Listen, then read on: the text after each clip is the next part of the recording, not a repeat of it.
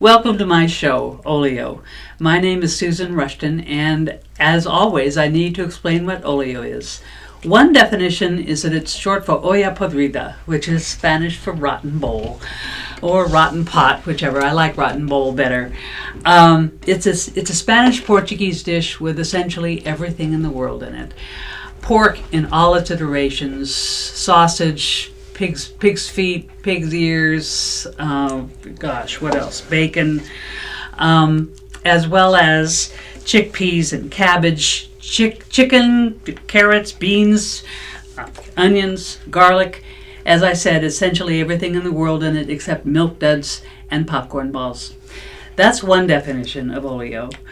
And in another definition, olio is what comes in between acts of a melodrama. You might have somebody juggling, you might have somebody singing, you might have somebody doing a skit, and none of it has anything to do with anything else, and certainly none of it has anything to do with the melodrama. So, in other words, welcome to my monkey wrench.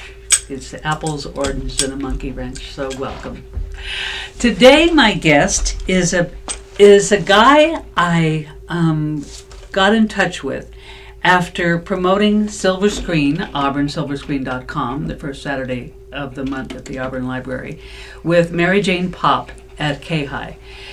She brought me in and had me wait while it became time to talk about Silver Screen, and promoted this gentleman and his work and his heart's desire. This is Justin Montgomery. Justin, welcome. Hi, Susan. Yes, hi. And this is Vivian Lee in his lap. Justin you are the creator, yes, of number one Love Dog Rescue, and it's handy because that's your website address, right? Number one, lovedogrescue.org, and you are at 4150 Grass Valley Highway, Auburn, which is just after Dry Creek Road. Yes, ma'am. Yeah, and you're on if it's north going up, you are on the east side.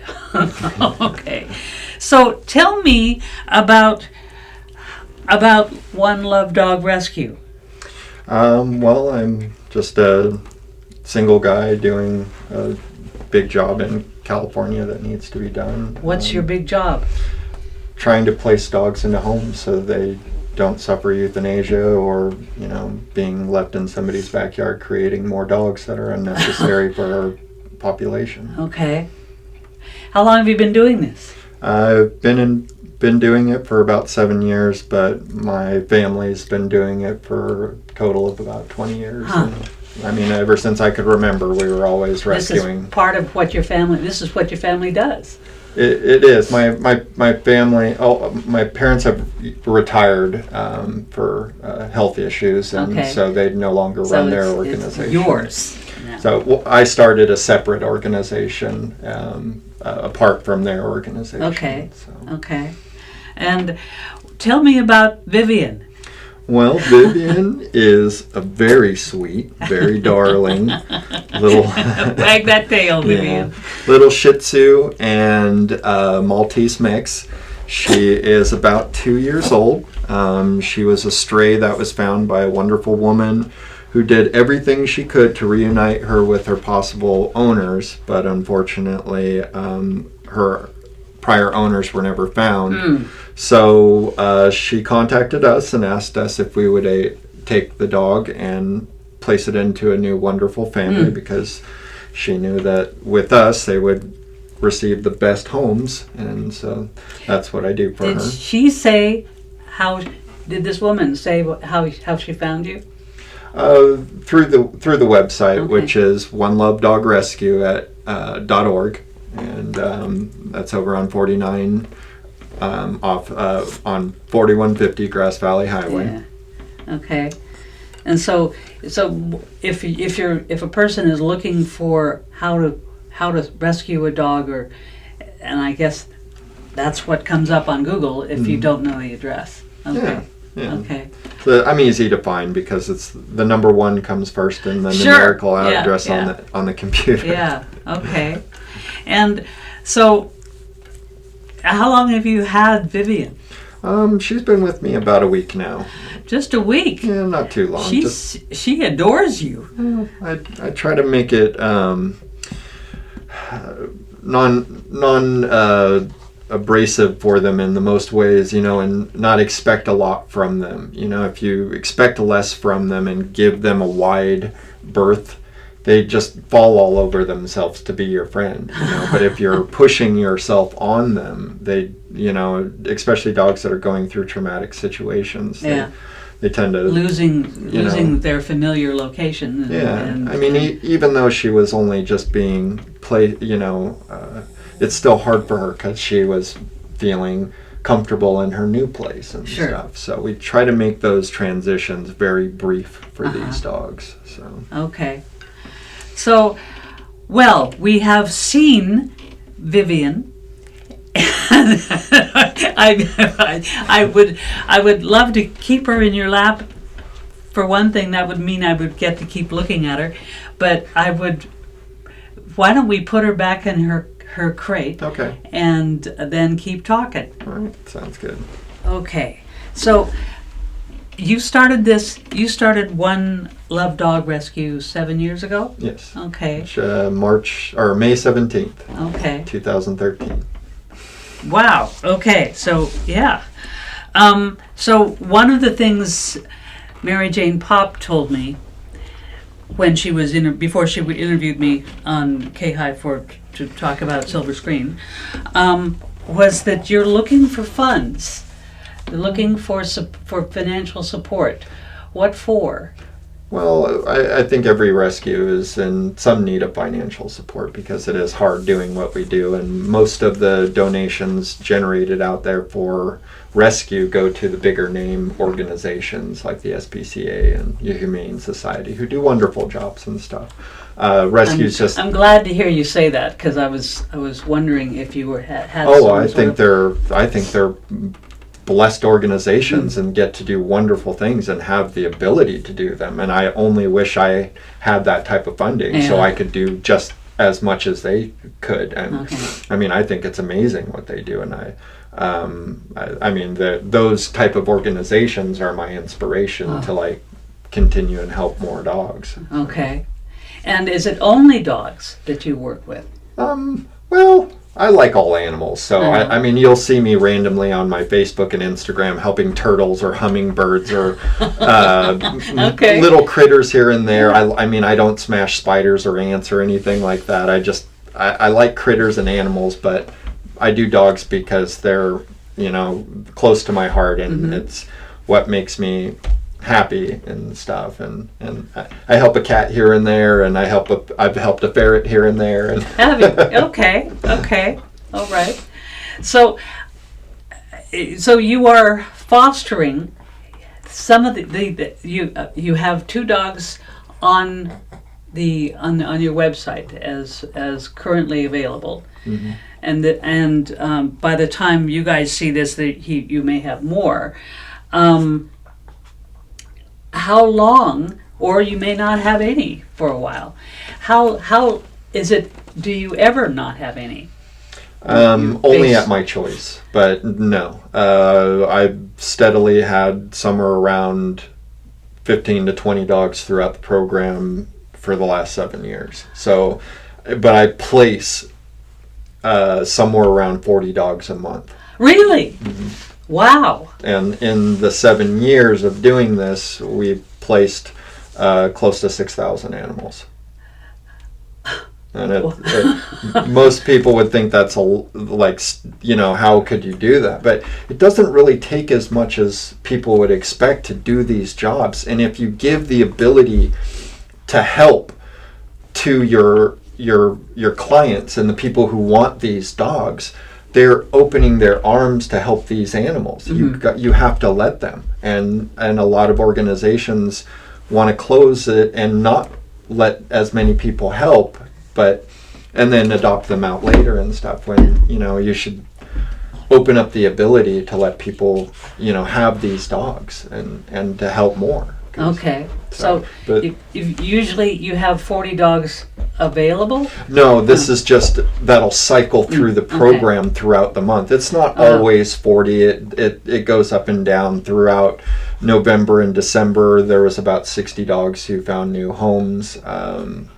And then prior to that, it goes in waves. 20 or 30 or 15 or 10, but for the most part, I stay pretty consistent. Man, you've found a need and filled it. Wow. That's why I say and finding funding to do what I do is just going to expand it, which is building a mobile spay and neuter clinic that will take me out into these areas to spay and neuter the home, the family's dogs that are creating all of these dogs. Most people are just negligent, and they're just not doing it because spaying and neutering is a luxury, and it needs not to be a luxury for people.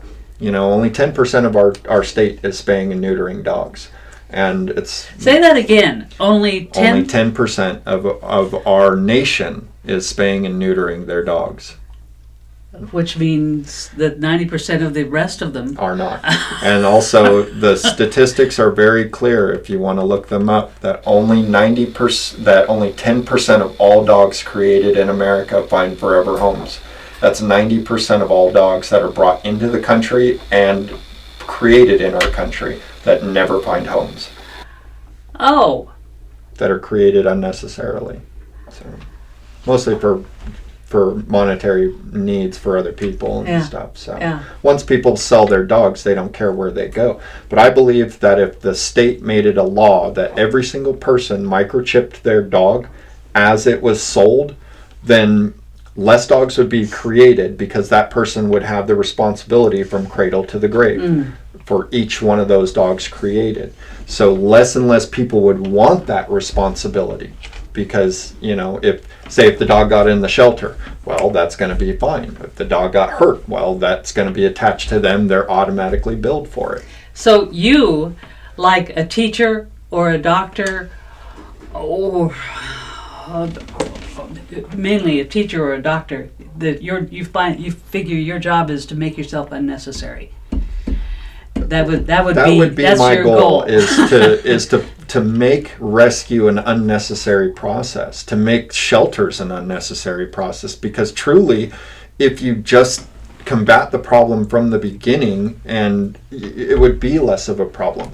But unfortunately, it pays people to keep the system going, and that's the unfortunate part about the shelter process. It's just a process, and nobody cares to fix it because people are getting paid to do it. Yeah.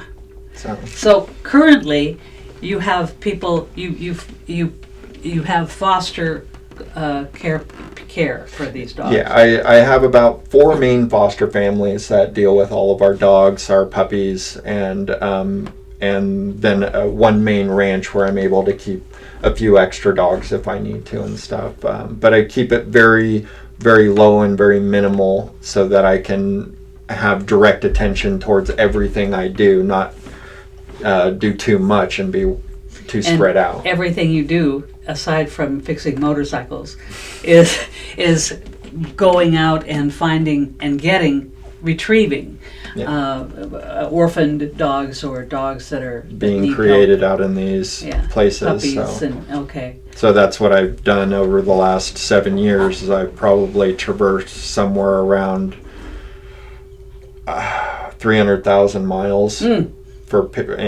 California picking up dogs. The farthest I ever went was for my own dog, and his name is Bacon. And Bacon. I got him from a puppy mill outside in Tulsa, Oklahoma. Oh my! And he was 5 months old, and he's always kind of weird, but he's a good dog. We always say he's a few sandwiches short of a picnic basket. But it's a very good dog. Oh, good. And he loves you, and you love him. He loves us very much. Good. So you aren't looking to get more foster homes. What you're looking for is is what? Well, we're always looking for volunteers in foster homes. We do have the Facebook page, which is the One Love Dog Rescue Foster Group. We have the One Love Dog Rescue Public Adoption Group. We have a hiking group. These are all Facebook pages that people can join. They can intermix with each other. They can try to adopt their own dogs if they want to. They can set up fosters for their dogs if they want to, all through our social network.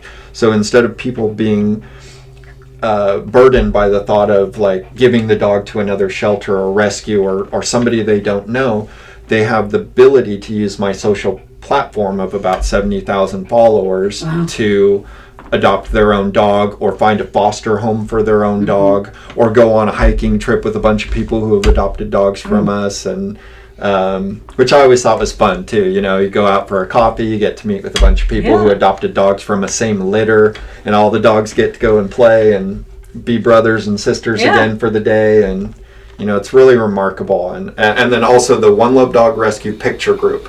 It's how you go and see all these dogs in their new homes with all of their friends and their families and the people that love them and their pictures. It's so incredible to see not only the result of them being placed, but the after results and all the love and the, you know, happy dogs and happy people, the dedication put into it.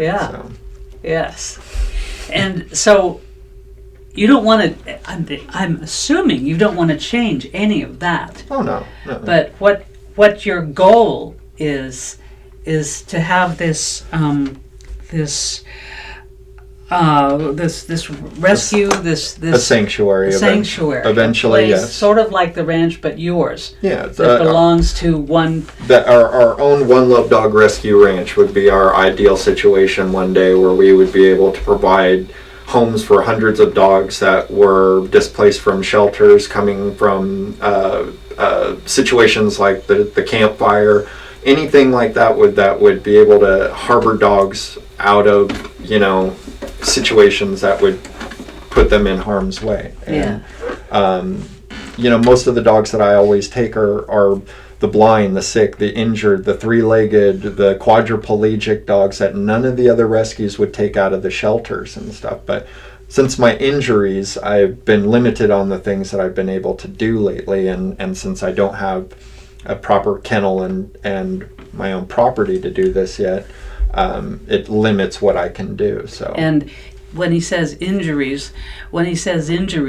you can't see this brace on his leg. He's been on a motorcycle in the wrong place at the wrong time. Yeah. Wear your helmet. Yeah. Yes. Well, wear your helmet. But so this property you're hoping to find and hoping to pay for is what you're raising funds for. Well, it's always, I've been saving for a couple of years now to put, I slowly just put away any money that I have or whatever's left in my pocket at the end of the day, and I put it in a trust so that one day we would hopefully have enough money to buy some piece of land that would be a sanctuary for our animals, so that, because there are dogs out there that won't be able to find forever homes because they are, you know, elderly or you know, in medical conditions that people are not prepared to take for, or just at the end of their life cycle, and we want to be able to provide that for them, on top of being able to build the mobile spay and neuter clinic and go out there and provide low-cost spay and neuters for thousands of families all over California, because I always feel bad seeing these spay and neuter clinics parked, because I go to a lot of the shelters to donate dog food, and then I always see them there parked, and I'm always like, man, if I had just had that for a day, I could spay and neuter 50 dogs. But and that's my thought, is I could be out there almost every day working in these areas, doing hundreds of dogs a month at a lower cost, because, you know, really, I mean, if you did it for under $100 for most people, which you can do, because the Animal Spay and Neuter Clinic in Auburn does it for under $100. Okay. And so Is One Love Dog Rescue a nonprofit organization? We are a nonprofit. Okay. So my goal is not to create money for myself, it's to create more money so I can help more dogs. So. Yeah. So if a person wanted to help, they could send a dollar, 10, 100 to any nomination to Yeah. One Love Dog Rescue, again 4150 Grass Valley Highway in Auburn, California, or they can donate directly through the website, which is onelovedogrescue.org with the number 1, and at the top of the button you'll see a little square yellow button that says donate. Donate here. And we would be thrilled with any amount, even a quarter, 50 cents. So please just help us out. Yeah. Help the dogs. Help me help them. Yes. Now, do you need volunteers Always. to do what? Mostly I need a volunteer to work in my office and help me with the day-to-day things, somebody that could be there a couple hours of the day. I'd always need people that would be willing to transport or foster dogs or help with day-to-day stuff, but most of that volunteer work would come after the facility or the sanctuary would be acquired. Right now, bringing people to other people's homes as fosters or volunteers is kind of hard. So Bringing dogs to other people's... bringing a volunteer to another family's home. It's for some people it's kind of an invasion, so we keep that very minimum and not try to invade what we do in any way into people's homes, so that we're always welcome there. And that's why I have very specific rules on when I do my adoption, so that if I have to bring puppies back to their homes, I'm not interfering with people coming home from work or things like that. So Okay. try to be as considerate as I can. Now, do you find... I was watching you and Vivian on your lap, and you seemed very, very sweet with her. And is it hard for you sometimes to will it be hard for you to say goodbye to Vivian? There's always a piece of you that feels a little sad each time, but my greatest joy is seeing the people that come and adopt these dogs, and the togetherness that it brings to their families and to even their communities or neighborhoods, and people that have benefited off of a single dog's emotion or just being there for all these other people. And that to me is way grander than keeping a dog for myself, and I literally would give a million dogs away to a million families, and feel blessed with every single one, because I knew that I was doing something better for those dogs. Great. Wow. So how does a person start this process? Determination, will, desire. It doesn't really take that much to do this job. Most people Excuse me, that's not what I meant. What I meant was, how does a person, if a person wants to adopt a dog, how does a person do this? Well, it's very simple. Everything starts with a contact. Just give us a call, 530-643-1107. I'm very friendly most of the time. Yes, he's very friendly. He likes dogs. But that's the best way to contact me. We have several social media sites through Facebook, Instagram, Twitter, Tumblr, all those fun sites. I try to keep up to date with everything with kids and TikTok and all that stuff. But and YouTube and do all that. I do daily videos to keep people interested in the dogs and what we're doing. And I also always, from the day I started this, try to show people that this was a family, that what we do is together, and there's a lot of love, and a family thing and stuff. So yes. Now, have you ever been nervous around one of these dogs? There's always a dog that'll test your abilities. If you show fear, they're going to pick up on that. If you show any type of emotion, most of the time, they're going to pick up on that.